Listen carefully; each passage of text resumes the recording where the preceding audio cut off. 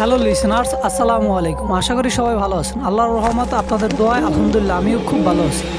আজকে যে ঘটনাটা আপনাদের সাথে শেয়ার করব, এটি হচ্ছে জিনপরির প্রতিশোধ নিয়ে ঘটনাটা বেশ পুরনো, 1930 সালের দিকে। আমি আমার দাদুর মুখ থেকে শুনেছি, ঠিক যেভাবে শুনেছি সেভাবে বলার চেষ্টা করতেছি। একটি গ্রামে একটি ছেলে ছিল, তার নাম ছিল হচ্ছে সাগর। খুব ভালো অ্যান্ড ভদ্র ছেলে ছিল। সে নামাজ রোজা করতো, আল্লাহর পথে চলতো, বলা যায় একটা দিনদার ছেলে ছিল, যে খুবই ভালো, নর্ম ভদ্র, ভালো ফ্যামিলির একটা ভালো ছেলে ছিল, মধ্যবিত্ত ফ্যামিলির একটা ভালো ছেলে ছিল। সে ইন্টার সেকেন্ড ইয়ারে পড়ে তখন। সে উঠন্ত বয়সের যুবক বয়স তখন তার। সে আল্লাহর পথে এমনভাবে চলে গেছে যে সে 5 ওয়াক্ত নামাজ পড়ে, তার পাশাপাশি হচ্ছে সে রাতে তাহাজ্জুদ নামাজ পড়তো। বিশেষ করে এটা তার বিশেষ একটি গুণ ছিল। সে তাহাজ্জুদ নামাজ বাসায় বসে পড়তো না, সে রাতের আধারে চলে আসতো মসজিদে বসে তারপরে সে তাহাজ্জুদ নামাজ পড়তো। তো প্রতিদিনের মতো ওই দিনও সে তাহাজ্জুদের জন্য মসজিদে চলে যাচ্ছে। মসজিদে গিয়ে তাহাজ্জুদ নামাজ শেষ করে আসার পথে সে দেখতেছে অনেক বড় বড় সাপ তার পথের মাঝে বড় বড় দুইটা সাপ দেখে সে একটু থমকে দাঁড়ালো, একটু ভয়ও লাগলো যে এত রাতে এখানে এত বড় বড় সাপ কি করতেছে। তখন সে আর কোনো চিন্তা ভাবনা না করে একটি লাঠি দিয়ে সেই একটা সাপের মাথায় আঘাত করার পরে সাপটা ঢলে পড়লো মাটিতে, আর তার সাথে যে সাপটা ছিল সেই সাপটা সাথে সাথে পালিয়ে যাওয়ার পরে সে ওই সাপটাকে লাঠি দিয়ে পিটিয়ে মেরে তারপরে ফেলে রেখে চলে আসলো। তো তার ওই দিনগুলো স্বাভাবিকভাবেই কেটে যাচ্ছে, কোনো ওই রকম সমস্যা বুঝতেছে না। হঠাৎ করে একদিন সে তার রুমে কারো অস্তিত্ব টের পায়। সে বুঝতে পারে যে তার রুমে কেউ একজন আছে। তখন তার রুম থেকে এমন একটি সুমধুর মিষ্টি ঘ্রাণ ছড়াচ্ছে চারপাশে। সেই ঘ্রাণে তার হঠাৎ করে ঘুম ভেঙে যায়। ঘুমের মাঝে ছিল সে। ঘুম ভেঙে সাগর উঠে দেখে তার রুমের এক কর্নারে এক সুন্দরী রমণী, অনেক সুন্দর এক মেয়ে এসে দাঁড়িয়ে আছে।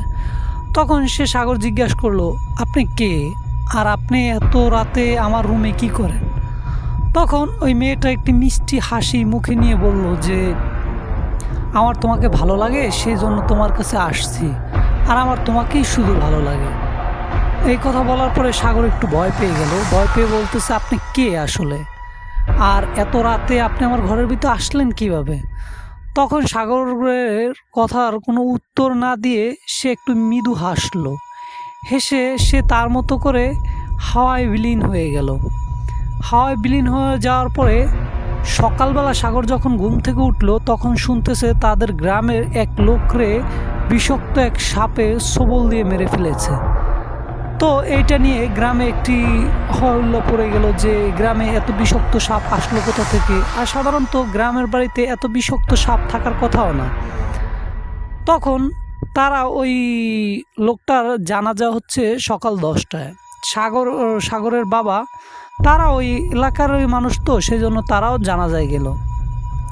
সবাই গিয়ে জানাজার নামাজ টামাজ পড়ে আসার পরে সাগর ওই প্রতিদিনের মতোই নামাজ শেষ করে সে আসলো। এশার নামাজ শেষ করে খাওয়া দাওয়া করে যখন সে বিছনায় যাচ্ছে, তখন এই বিষয়টা নিয়ে ভাবতেছিল যে এলাকার মানুষ কিভাবে মারা গেল, আর এত বিষাক্ত সাপ কোথা থেকে আসলো। এটা ভাবতে সে একসময় ঘুমিয়ে পড়লো। ঘুমানোর পরে সে আবার স্বপ্নে দেখতেছে একটি সাপ তার জানালার ভিতর থেকে তার ঘরের ভিতরে ঢোকার পরে সাপটা থেকে হঠাৎ একটি মেয়েতে পরিণত হলো। এটা আর কেউই না, সেই মেয়েটা, যে মেয়েটাকে সে গতকাল রাতেও দেখেছে, সেই সুন্দরী রমণী তরুণী, সেই মেয়েটার মুখে একটু মিষ্টি হাসি ছিল। তখন সাগরের স্বপ্নের ভিতরে এটা দেখতেছে, দেখার পরে ওই স্বপ্নের ভিতরে জিজ্ঞাসা করতেছে, তুমি কে, আর তুমি আমার কাছে কেন আসতেছো, আর এই লোকটাকে কে মারলো, তুমিই মেরেছ? তখন সে বলল, না, আমি তো কাউকে মারিনি, আমি তো কাউকে ক্ষতি করি না, আমার দ্বারা তো কখনো কারো কোনো ক্ষতি হয় না। তখন বলো, যদি তোমার দ্বারা ক্ষতি না হবে তাহলে তুমি কে, আর তুমি আমার কাছে কেন আসো, তুমি আমার কাছে কি চাও? তখন মেয়েটি একটু মৃদু হাসলো, মৃদু হেসে বলল যে আমার তোমাকে ভালো লাগে, সেজন্য তোমার কাছে আসি তোমার সাথে দেখা করতে, আমি তোমাকে দেখলে ভালো থাকতে পারি। এইটা বলে সেই মেয়েটা ওই দিনেও আবারও সেই মৃদু হাসি দিয়ে বিলিয়ে গেল। সে তার চোখের সামনে সাপ হয়ে ওই জানালা থেকে বের হয়ে গেল। তখন সাগরের ঘুম ভাঙলো।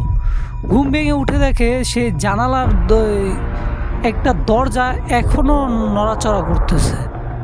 তখন সাগর একটু ভয়ও পেল, দেন সাথে সে এটা চিন্তা করলো হয়তো বাতাসে দুলতেছে, এটা আমার স্বপ্ন ছিল, আসলে বাস্তবতা এরকম কিছুই না।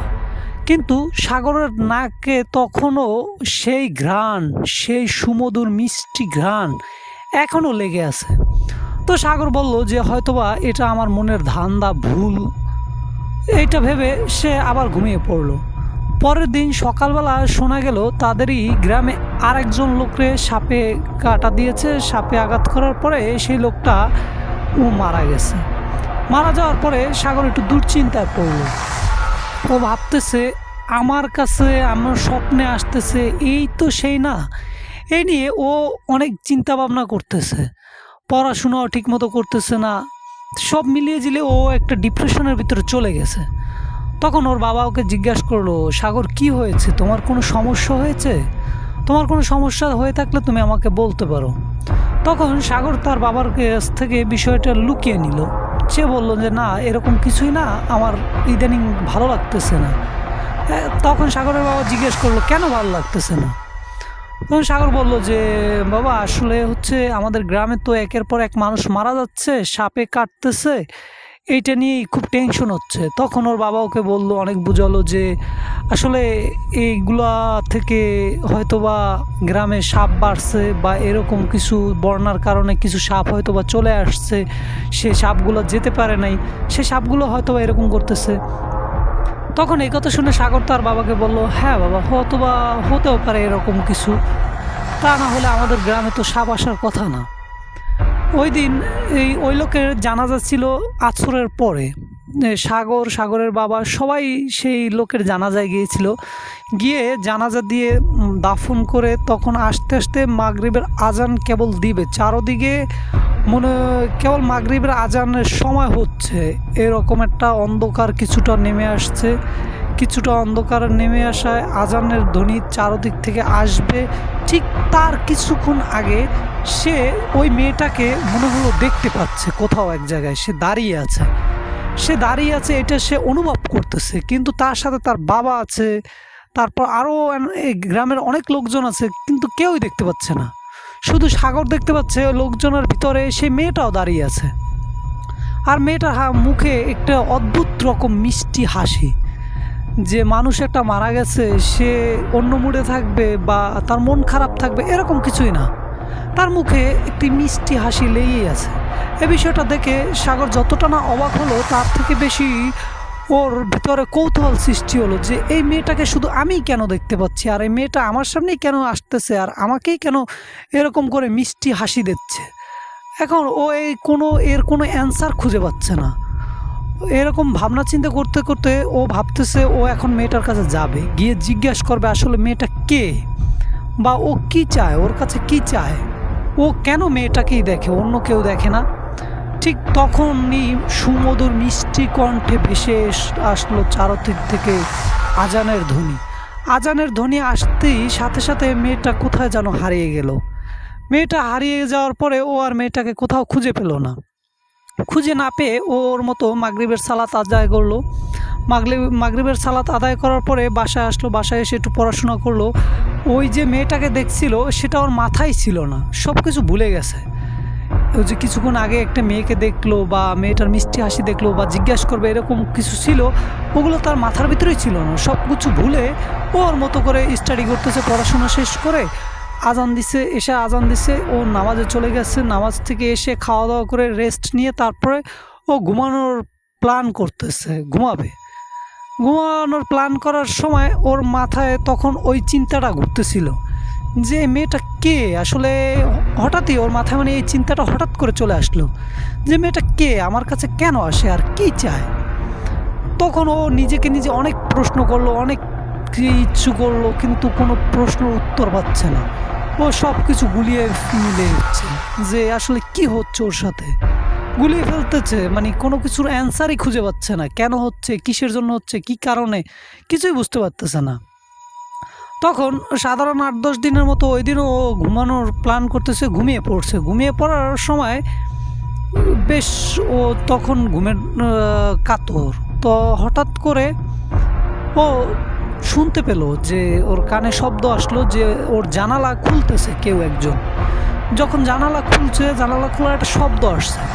শব্দ আসার পরে ও উঠে বসলো। বসার পরে দেখতেছে ওর ঘরে লাইট অফ, কিন্তু ওর ঘর পুরো আলোকিত।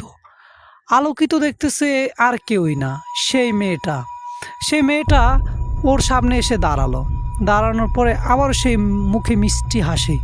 তো বলতেছে, তুমি আমার কাছে কেন আসতেছো বারবার, তুমি আমার কাছে কেন আসতেছো, তুমি আমার কাছে কি চাও, মানে কি কারণে তুমি আমার কাছে আসতেছো বারবার। তখন মেয়েটা বলল যে আমি এত কথার জবাব দিব কিভাবে, আমি তো কিছু জানি না, আর আমি তোমার কাছে আসি হচ্ছে আমার তোমাকে ভালো লাগে, তোমাকে দেখি এই জন্যই ভালো লাগে। তখন ও বলতেছে যে তুমি এই গ্রামের মানুষগুলোকে মারতেছো, তুমি সেই সাপ, তাই না? তখন ও একটা কথা বলল যে দেখো, আমার দ্বারা কখনো কারো কোনো ক্ষতি হয়নি, আর হবেও না, একটুক বিশ্বাস তুমি রাখতে পারো। তখন ও বলতেছে, তাহলে তুমি আমার কাছে কেন আসো, আমাকে কেন প্রতিনিয়ত দেখা দাও? তখন ওর মুখে শুধু একটাই কথা, আমার তোমাকে ভালো লাগে, তোমাকে দেখতে আসি। তো এরকম ও প্রতিদিন আসতেছে আসতেছে, ওর সাথে দেখা করতেছে, কথা বলতেছে, কথা বলতে বলতে বলতে বলতে দেখা করতে করতে একটা সময় ওর মায়ায় পড়ে যায়। মায়ায় পড়ার সাথে পরে ও প্রতিদিন সেই মেয়েটার জন্য অপেক্ষা করে। এখন আর সাগর আগের মতো বাহিরে বের হয় না, কারোর সাথে মিশে না, কথা বলে না, মানে ও একা একা থাকতে পছন্দ করে। এখন ও শুধু রাতের অপেক্ষা করে যে রাত কখন হবে, রাত কখন হবে, সে মেয়েটা কখন আসবে, কখন দেখা দেবে। তো এইরকম করতে করতে করতে করতে ওদের ভিতরে একটা ভালোবাসার সম্পর্ক সৃষ্টি হয়। তখন সাগর ওই মেয়েটাকে ভালোবাসতে শুরু করে, মেয়েটাও সাগরকে ভালোবাসে, সাগরও মেয়েটাকে ভালোবাসে। পরে এরকম করে ওদের মাঝে 2-3 মাস কেটে যাচ্ছে। তখন আর গ্রামে কোনো কিছু হচ্ছে না। হঠাৎ করে একদিন শুনে যে গ্রামের প্রধানের ছেলের সাপে কাটছে। যখন প্রধানের ছেলেকে সাপে কাটছে, তখন লোকজন সব এক হয়ে গেছে যে গ্রামে কি শুরু হলো। একের পর এক লোককে সাপে কাটতেছে, একের পর এক লোক সাপে কাটতেছে, আসলে এর কারণটা কি? তখন ওই গ্রাম প্রধান সে সিদ্ধান্ত নিল যে চলো গ্রামের কিছু কিছু যুবক আমরা সবাই পাহারা দেব, যে এই সাপ রাতের বেলা কোথা থেকে আসে। তখন তারা যাই ভাবা সেই কাজ, গ্রামের কিছু কিছু যুবক রাতে টর্চ লাইট নিয়ে, রিকার নিয়ে তারা ঘুরতেছে, সাপ খুঁজতেছে, কিন্তু কোথাও কোথাও কোনো সাপের চিহ্নও খুঁজে পাচ্ছে না। তারপরে তারা একটা সিদ্ধান্ত নিল যে গ্রামের চারপাশে মরিচ পুড়ে দিবে। যদি মরিচ পুড়ে দেয়, তাহলে যদি সাপ থাকে, সাপ অবশ্যই বাইরে বের হয়ে আসবে। তখন যে ভাবনা সেই কাজ, তারা গ্রামের চারপাশে মরিচ পুড়ে তারপর দিল। মরিচ পুড়ে দেওয়ার পরে কোনো কিছুই বুঝলো না। সেই দিন রাতে তারা সারা রাত পাহারা দিল, কিন্তু পরের দিন তাদের গ্রামের আরেকজনের প্রভাবশালী ব্যক্তি, সেও তার ছেলেকে সাপে কাটছে। এখন তার ছেলেও মারা গেছে। এইটা দেখে সবাই আরও অবাক হচ্ছে। আর যেই দিন যেই সাপে কাটতেছে, ওই দিন ওই মেয়েটাও আসে, সময় দেয় না, চলে যায়, মানে আসে, সাগরের সাথে কথা বলে না, কোনো রকম দেখা দিয়ে চলে যায়। আর সাগর যে সেই মেয়েটার সাথে কথা বলে, এখন তার বাবা মাও কিছুটা বুঝতে পারে, কারণ তার বাবা মা বুঝতে পারে যে সাগর রাতে কারোর সাথে কথা বলে। এখন সাগর যে কার সাথে এক্স্যাক্টলি কথা বলে সেটা তারা বুঝতে পারতেছে না। এজন্য বাবা মা তার অনেক জিজ্ঞেস করছে যে তুমি কার সাথে কথা বলো, রাত্রবেলা তোমার শুনি কথা বলতে, কার সাথে কথা বলো, কার সাথে কথা বলো, কিন্তু সাগর কোনো উত্তরই দেয় না। শুধু সাগর একটা কথাই বলে, কই না তো, আমি তো কারোর সাথে কথা বলি না, না আমি তো কিছু জানি না, এটাই বলে, এর বাইরে কিছু বলে না। তো সাগরের মনে ওই দিন কৌতূহল জাগলো যে ও যেদিন এই সাপে কাটে মানুষ, সেই দিনও আমাকে কেন সময় দিই না, আমার সাথে কেন থাকে না, আসলে ওই কি সেই? এই ভাবনা চিন্তার ভিতরে হঠাৎ একদিন করে সেই মেয়েটা সাপরূপী তার সামনে চলে আসলো। এখন সে দেখতেছে বিশাল বড় এক সাপ, যার মাথার ভিতরে রয়েছে একটা মণি। সেই মণিটা ঝলমল করে জ্বলতেছে, সেই মণির আলোতে পুরো বাড়িটা তার আলোকিত হয়ে গেছে। তখন সে ডাইরেক্টলি ভয় না পেয়ে জিজ্ঞাসা করলো, তুমি কি সে? তখন সে বলতেছে, হ্যাঁ আমি সেই। তখন এই কথা বলার পরে সাগর বলল, ঠিক আছে তুমি আমার রুমে চলে আসো, এলাকার লোকজন তোমাকে দেখলে পিটিয়ে মেরে ফেলবে, কারণ আমাদের গ্রামে প্রচুর পরিমাণে সাপের উপদ্রব বেড়েছে, সেই জন্য আমাদের গ্রামে লোকজন পাহারায় দিচ্ছে। গ্রামে তান্ত্রিক আনলো, তারপর ওজা আনলো। ওজা আনার পরে পুরো গ্রামটাকে দেখলো। ওজা শুধু একটা কথাই বললো যে আপনাদের গ্রামে, টোটাল গ্রামে একটা সাপ তো দূরে থাক, একটা সাপের কোনা কাঞ্চিও নাই, মানে চিটা কোনাও নাই, কোনো কিছু নাই, আপনাদের গ্রামে কোনো সাপ নেই, এরকম স্ট্রেট ফরওয়ার্ড কথা বলছে। তারপরে নেক্সট আর একটা আনছে তান্ত্রিক এই সাপুরে, সেও বলতেছে একই কথা যে আপনাদের গ্রামে কোনো সাপ নাই। এরকম করে 3-4টা সাপুরে নিয়ে আসছে, কিন্তু কোনো উত্তরই পাচ্ছে না। পরে এক সাপুরে আসছে, সে সাপুরেও সাথে একটু তন্ত্রমন্ত্রও করে, এরকম টাইপের লোক। সে আসার পরে সে বলছে যে গ্রাম প্রধানকে, যে গ্রাম প্রধান আমি আপনাদের গ্রামে এক রাত থাকতে চাই, আমি দেখতে চাই আসলে বিষয়টা কি। তখন গ্রাম প্রধান তাকে বলল, আচ্ছা ঠিক আছে আপনি দেখেন, যদি আপনি এর সমস্যার সমাধান করে দিতে পারেন তাহলে তো ভালোই হয়। সেই ভাবনা সেই কাজ। তখন তাকে একটি কুঁড়ে ঘরে দেওয়া হলো, গ্রামের একেবারে শেষ প্রান্তে একটি কুঁড়ে ঘরে সে তান্ত্রিককে থাকতে দেওয়া হলো। সেই তান্ত্রিক সারা রাত তন্ত্রমন্ত্র করে, তারপরে সে সাপুরে তান্ত্রিক দুইটাই, মানে সে তান্ত্রিক কিন্তু সাপুরের বেশ ধরে তারপরে গ্রামের ভিতরে ঢুকেছে। তখন সে তন্ত্রমন্ত্র করে অনেক কিছু করে সারা রাত সে ঘুমায় নাই। ঠিক ফজরের আগে আগে তার ঘর থেকে এক বিকট আওয়াজ, চিৎকার ভেসে আসলো, বাঁচাও বাঁচাও। তার চিৎকার শুনে গ্রামের লোকজন সব জড়ো হয়ে এক হয়ে তখন ওইখানে গেল, গিয়ে দেখে যে তান্ত্রিকের নিথর দেহ পড়ে আছে। তার সারা দেহে মনে হয় বিষ, কেউ রাগে উগন্নিত হয়ে সবটুকু বিষ তার শরীরের ভিতরে ঢেলে দিয়েছে, এমনটা মনে হচ্ছে। তার যত ক্ষোভ, রাগ, অভিমান সব কিছু মনে হচ্ছে তান্ত্রিকের উপরেই ঢেলে দিয়েছে। বিষে তার শরীরটা পুরো নীল হয়ে আছে। এটা দেখে গ্রামের লোকজন খুব ভয় পাচ্ছে, তারা ভয়ে ভয়ে দিন কাটাচ্ছে। আর এইদিকে সাগর তার গার্লফ্রেন্ডের সাথে, মানে সে মেয়ের সাথে এমনভাবে মিশে গেছে যে সে মেয়েটাকে ছাড়া কোনো কিচ্ছু বুঝে না, সারা দিন রাত 24 ঘন্টা শুধু সে মেয়েটার কথাই চিন্তা ভাবনা। তখন গ্রামের এই আলোড়ন ছড়িয়ে পড়েছে পাশের গ্রামে, আরও দূর দূরান্তে আরও 10 গায়ে ছড়িয়ে পড়েছে। তখন এক তান্ত্রিক আসলো, আসার পরে তাকে দেখলো, দেখার পরে সে ওই এরিয়াটা দেখলো, খুব ভালো করে দেখলো। তখন বলল গ্রাম প্রধানকে, গ্রাম প্রধান এটা আসলে কোনো সাপের না, এটা কোনো সাপ মানুষকে কাটে না, এটা একটা দুষ্ট পরি, জিন পরি, যে কিনা যার প্রতিশোধ ক্ষোভ মিটানোর জন্য এমন করতেছে, সাপের রূপে আসতেছে, এসে মানুষকে এভাবে ধ্বংস করে চলে যাচ্ছে। তখন গ্রাম প্রধান তার কথা শুনে একটু ভয় পেল যে আমাদের গ্রামে জিনের প্রভাব মানে কখনোই তো হয় নাই, এটা হঠাৎ করে কিসের জন্য হলো। এটা বলার পরে গ্রাম প্রধান বলছে, আচ্ছা ঠিক আছে, আমি এখন আপনার জন্য কি করতে পারি, কি করলে আমাদের এই সমস্যার সমাধান হবে। ঠিক তখন ওই তান্ত্রিক বলল যে আমাকে তাহলে কিছুটা দিন সময় দেন, আমি আপনাদের গ্রামে ঠিক 7 দিন পরে আসব, 7 দিন পরে এসে আমি এর সমাধান খুঁজে বের করব।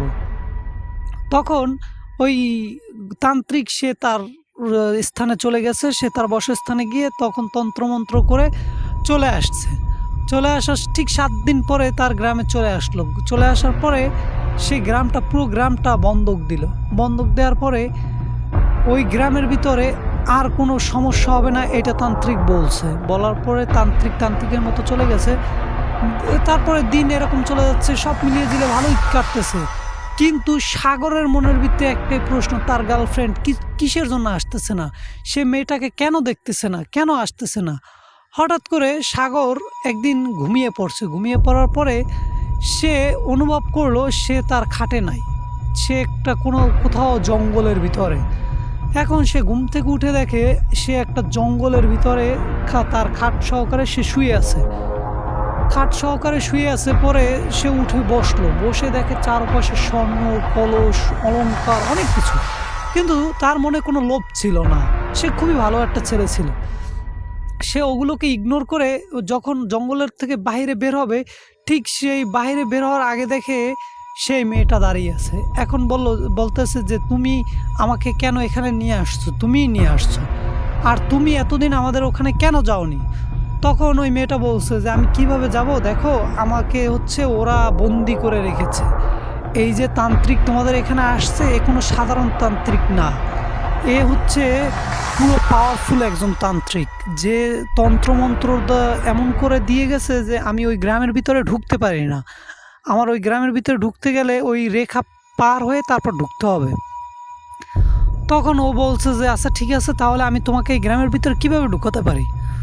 তখন ও বলছে যে এই যে তান্ত্রিক এই জায়গায় এই তাবিজগুলো রেখেছে, ওই তাবিজগুলো উঠিয়ে তারপর তুমি ফেলে দাও, ফেলে দিলে আমি এই গ্রামে ঢুকতে পারবো, তা না হলে আমার পক্ষে কোনোভাবে ঢোকা সম্ভব না। তখন ও করলো কি, সেই মেয়েটার কথা অনুসারে গিয়ে ওইখানে গিয়ে তাবিজ ঠিকই খুঁজে পেয়ে তাবিজটা উঠে ফেলে দিল। ফেলে দেওয়ার পরের দিনই তাদের গ্রামে আরেকটা লোক, সে সাপে কাটছে, মারা গেছে। সকালবেলা সবাই এই বিষয়টা নিয়ে আলোড়ন সৃষ্টি করে দিয়েছে। আর সে রাতে ওই মেয়েটা আসছিল, সাগরের সাথে দেখা করছিল। এখন সাগর পুরোই নিশ্চিত যে এই কাজ আর কেউ করে না, এই কাজ হচ্ছে এই মেয়েটাই করে। এই মেয়েটা কেন এরকম জঘন্য কাজ করে সেটা সে বুঝতে পারতেছে না। এটা ভেবে সাগর খুব কষ্ট পাচ্ছে যে আমি যাকে এতটা ভালোবাসলাম সে এত জঘন্য কাজ করে। এটা ভেবে সাগর যতটা কষ্ট পাচ্ছে, আর ঠিক তারপরেই ওই এলাকার লোকজনও এই এই বিষয়টা নিয়ে খুবই চিন্তিত যে গ্রামে তান্ত্রিক এত করে তন্ত্রমন্ত্র করে গেল, তারপরও গ্রামের ভিতরে কেন সাপ আসলো, কিভাবে আসলো, কোথা থেকে আসলো? তখন সেই তান্ত্রিককে আবার খবর দেওয়া হলো। তান্ত্রিক খবর শুনে চলে আসলো। আসার পরে তান্ত্রিক বলতেছে যে আসলে এই আমি যে হচ্ছে আপনাদের যে এরিয়াটা দিয়েছি, বন্ধক করে দিয়েছি, এই বন্ধকটা কেউ একজন কেটে ফেলেছে। এই এখন আপনার আর বন্ধকের ভিতরে নেই। আর দ্বিতীয় কথা হচ্ছে আর আমি বন্ধক দিতেও পারবো না, কারণ আমার একবারই বন্ধক দেওয়ার আছে, এখতিয়ার আছে, এরপর আর দেওয়া যাবে না। তখন সবাই মিলে বলতেছে এটা কিসের জন্য হচ্ছে, কে এই কাজটা করলো, কে এমন গ্রামের ক্ষতি চাচ্ছে? তখন ওই তান্ত্রিক সাগরের নামটা বলল যে এই ছেলে নিয়ে আসছে, এই ছেলে নিয়ে আসছে। এই কথা শুনে গ্রাম প্রধান তখন তাকে মানে বিশাল কঠিন শাস্তি দেবে বলে চিন্তা ভাবনা করেছে। ঠিক সেই মুহূর্তে তান্ত্রিক তাকে থামিয়ে দিল। তান্ত্রিক বলল যে দেখেন, আপনি এই ছেলেটাকে যার জন্য যে এই কাজটা করতেছে, ও ও- ও যেহেতু এই সাপটাকে, এই দুষ্টু জিনটাকে গ্রামের ভিতরে ঢুকেছে, তার মানে ওই এটার কিছু একটা সমাধান করতে পারবে। এখন ওরে কিছু বলা যাবে না। তখন ওরে কিছু বলা যাবে না বলে এই গ্রাম প্রধানকে চুপ থাকতে বললো। তখন ওর বাবাকে খবর দিল। গ্রাম প্রধান ও তান্ত্রিক খবর দেওয়ার পরে বলতেছে যে আপনার ছেলের সাথে তো এরকম একটা দুষ্ট জিন রয়েছে, আপনি কি সে জানেন সেটা? তখন ওর বাবা একটু ভয় পেল আর বলল যে আমার ছেলের সাথে দুষ্ট জিন আমি তো কখনোই শুনতে পাইনি বা জানি না। তখন ওই তান্ত্রিক বলল, ও কি রাতে কথা বলে আপনি শুনেন না? ও রাতে কথা বলে, দেখা করে, আপনারা কি এ বিষয়ে জানেন না? তখন ও একটু ওই সাগরের বাবা একটু ভয় পেল, নার্ভাস হয়ে গেল যে সাগর রাতে কথা বলে, সেটা তো আমি আর সাগরের আম্মু জানি, আর তো কেউ জানে না, তাহলে এই তান্ত্রিক কীভাবে জানলো? তখন সে সত্যটা স্বীকার করলো যে হ্যাঁ, সাগর রাতে কার সাথে কথা বলে। তারপর বলতেছে এই গ্রামে যত সমস্যার কারণ সব হচ্ছে সাগর। এই সাগরে এই দুষ্টু জিনকে গ্রামে প্রশ্রয় দিয়েছে, সেই জন্য এরকম হয়েছে। তখন সাগরের বাপে খুব লজ্জিত হয়ে ওখান থেকে চলে আসে। সাগরের বাপকে বলা হয়েছে সাগরের কাছে যে এই বিষয়ে যেন না বলে। তখন সাগরের বাপে ওইখানে অপমানিত লাঞ্ছিত হয়ে আসার পরে সাগরকে খুব রাগারাগি করলো, অনেক কিছু বলল। এক প্রকারে সাগরকে বলল যে তোমাকে আমি ঘরেই আর রাখবো না, তোমাকে আমি বের করে দিব। তোমাকে সবাই এত ভালো জানে, এত ভালোবাসে, তুমি এত ভালো একটা ছেলে সবাই বলে, সেই তুমি কি না এরকম একটা গ্রামের ক্ষতি করলা, এরকম একটা জঘন্য কাজ করলা, এরকম বলতেছে। ঠিক তার কিছুক্ষণ পরে সে তান্ত্রিক গ্রাম্য প্রধান সবাই তাদের বাসার পাশে এসে দাঁড়ানোর পরে তান্ত্রিক কী যেন তন্ত্রমন্ত্র করে তারপরে সেই সাগরকে ধরলো। সাগরকে ধরার পরে সাগরকে বেঁধে নিয়ে গেল, নিয়ে একটি আসনে বসানোর পরে সাগরকে অনেক অত্যাচার করতেছিল। তখন ওই তান্ত্রিক বলতেছিল যে তুই চলে আয় চলে আয় চলে আয়। তখন ওই তান্ত্রিকের কথায় ওই সাগরের ভিতরে যে মেয়েটা ছিল, যে সাগরের ভিতরে বসবাস করতো, সে বের হয়ে আসলো। বের হয়ে আসার পরে তো ওই সঙ্গে সঙ্গে ওই বোতলবন্দি করে ফেললো সেই মেয়েটাকে। বোতলবন্দি করার পরে অনেক কষ্ট দিচ্ছিল তান্ত্রিক অনেক কষ্ট দিয়ে তারপর বোতলবন্দি করে দিয়েছে সেই মেয়েটাকে। বোতলবন্দি করার পরে সাগরকে ছেড়ে দেওয়া হয়েছে। সাগরকে ছেড়ে দেওয়ার পরে ওই মেয়েটার চারপাশে হলুদ, তারপরে হচ্ছে সেই মেয়েটাকে বোতলবন্দি করে তারপর হলুদ সরিষা এগুলো পুরোচ্ছে, আর কি যেন তন্ত্রমন্ত্র পড়তেছে। আর সাগর দেখতেছে ওর চোখের সামনে ওর ভালোবাসার মানুষটার গায়ে ঠুসকা পড়তেছে, কষ্ট পাচ্ছে, অনেক যন্ত্রণা, মৃত্যু যন্ত্রণা হচ্ছে, মানে সকল যন্ত্রণা দিচ্ছে ওই মেয়েটাকে। এটা দেখে সাগর আর মেনে নিতে পারলো না। তখন সাগর অসুস্থ শরীরে, তাকে অনেক টর্চার করা হয়েছে। টর্চার করার কারণে সে অনেকটাই অসুস্থ হয়ে পড়েছে। সে অসুস্থ শরীরে বোতলটাকে এক দৌড়ে গিয়ে নিয়ে তারপরে এক আছাড় মেরে ভেঙে সবার সামনে ভেঙে ফেললো। সবাই তখন ওইখানে উপস্থিত। সবাই দেখলো যে বোতলের ভিতর থেকে কি যেন সাদা সাদা ধোঁয়া বের হয়ে বাহিরে চলে আসলো। সে বাইরে বের হয়ে এসে হাওয়ায় মিলিয়ে গেল। তখন গ্রামের লোকজন সবাই সাগরকে ধরলো, সাগরকে ধরে অনেক মারপিট করলো। দেন সবাই বললো যে এরপরে যদি গ্রামে কোনো কিছু হয় এর সম্পূর্ণ দায়ভার তোমাকে নিতে হবে। তখন সাগর একটা কথাই বলল, এ কখনো কারোর কোনো ক্ষতি করে না আর ক্ষতি করবেও না, তাহলে একে কেন কষ্ট দেওয়া হচ্ছে? আসলে তো এ কিছুই করে নাই। এখন সাগরের কথাটা কেউই বিশ্বাস করতেছে না। টোটাল ফুল ফ্যামিলি, তার আত্মীয় স্বজন, গ্রামবাসী সবাই তার বিরুদ্ধে, কিন্তু তার কথা কেউই বিশ্বাস করতেছে না। সবার বিরুদ্ধে সে একাই লড়ে যাচ্ছে। সে বলতেছে সে মেয়েটা নিষ্পাপ, সে মেয়েটা নির্দোষ, সে কোনো কিছু করে নাই, তাহলে কেন সে শাস্তি পাবে? কিন্তু গ্রাম্য লোকজন আর তার ফ্যামিলি, তার আত্মীয় স্বজন সবাই তাকে উল্টোটা বুঝালো যে আসলে যে মেয়েটা তোমার সাথে যা করতেছে এটা হচ্ছে ছলনা, মায়া। এই মায়ার কারণে তুমি এরকম করতেছো। পরবর্তীতে গ্রাম্য প্রধান একটাই ডিসিশন নিল যে গ্রামে যদি এরপরে কোনো রকম কোনো অকারেন্স হয় এর দায় মাসুল সম্পূর্ণ সাগরকে, সাগরের ফ্যামিলিকে নিতে হবে। তখন এটা বলে তাদের ছেড়ে দেওয়া হলো। সাগর বেশ অসুস্থ, সাগরকে অনেক অত্যাচার করা হয়েছে, অনেক মায়ের দূর খাওয়ার পরে সাগর অনেক ভেঙে পড়েছে, অসুস্থ হয়ে পড়েছে। সে শুকিয়ে কাঠ হয়ে গেছে, খাওয়া দাওয়া করতে পারতেছে না। তার বাবা মা অনেক কান্নাকাটি করতেছে। সবাইয়ের মুখে একই কথা হচ্ছে, সাগর কেন এমন জঘন্য কাজ করলো? সাগরের কথা হচ্ছে যে আমার কারণে কেন একটা নির্দোষ মেয়ে এরকম শাস্তি পাবে? ও মানুষ না হোক, ও জিন হোক, যা ইচ্ছে তা হোক, ও তো কখনো কারো ক্ষতি করে নাই, তাহলে ওকে কেন শাস্তি দেওয়া হবে? আসলে ওই তান্ত্রিক ছিল একটু লুবি টাইপের। ওই তান্ত্রিক চাইছিল কি ওকে শাস্তি দিয়ে তারপর ওর ধনসম্পদ সব কিছু লুটে নিতে। জিনদের অনেক ধনসম্পদ রয়েছে, যেই ধনসম্পদগুলো, সেই সোনার কলসিগুলো, ওগুলো ওই রাতের ওই যে এর রাতে ওকে তুলে নিয়ে গেছিল, ওই রাতেও দেখেছিল নিজের চোখে যে, আর ওই তান্ত্রিক ওগুলো পেতে চাচ্ছে, তান্ত্রিক ওগুলো পাওয়ার জন্যই ওকে অত্যাচার করতেছিল। তখন ওই তান্ত্রিক আর গ্রাম্য প্রধান এক হওয়ার পরে বলতেছে একে কিভাবে সিস্টেমে ধরতে হয়। একে সিস্টেমে ধরতে হলে রাতের আধারে গিয়ে তারপরে ওইটাকে বন্দি করতে হবে। ওই জিনটাকে বন্দি করার পরে ওর কাছ থেকে স্বর্ণ অলংকার সব কিছু হাতিয়ে নিতে হবে। তখন এই প্ল্যান করার পরে ওই তান্ত্রিকও লুবি ছিল আর গ্রাম্য প্রধান সেও লুবি ছিল। তারা দুজনই এই প্ল্যান করে চিন্তা ভাবনা করে তারপরে ওর বাসায় চলে আসছে। দিনের পর দিন চলে যাচ্ছে, সেই মেয়েটার আর দেখা পাচ্ছে না। সাগরও দিনের পর দিন ভেঙে যাচ্ছে, শুকিয়ে যাচ্ছে, খাওয়া দাওয়া ছেড়ে দিচ্ছে, অসুস্থ হয়ে পড়ছে, মৃত্যুর কোলে ঢলে যাচ্ছে। এটা দেখে তার বাবা মা অনেক কষ্ট পাচ্ছে। তার বাবা মা তখন তাকে জিজ্ঞাসা করলো একদিন যে তুমি এরকম করতেছো কেন, কিসের জন্য? তুমি খাওয়া দাওয়া ছেড়ে দিছো, সব কিছু ছেড়ে দিছো, সব। ওর বাবা মা না ওকে দেখে খুব কষ্ট হচ্ছে। তখন ওর বাবা মা বলতেছে যে আচ্ছা আমরা কি তোমাকে কোনোভাবে সাহায্য করতে পারি, আমরা কি করব তুমি বলো, আমাদের কিছু করণীয় থাকলে। তখন ও একটা কথাই বললো যে গ্রামের মাথায় যে জঙ্গলটা আছে আমাকে ওখানে নিয়ে একারে একটু ছেড়ে দেন। তখন ওর বাবা মা রাতের আধারে যেই নিয়ে যাবে ঠিক সেই মুহূর্তে দেখে তাদের পাশে, বাড়ির পাশে দাঁড়িয়ে আছে সেই তান্ত্রিক আর সেই গ্রাম্য প্রধান আর গ্রাম্য প্রধানের কিছু লাঠিয়াল। তখন ওর বাবা মা তাদের কথা একটু আড়ি পেতে শুনতেছিল। তখন তাদের ভিতরে এমন কথোপকথন হচ্ছে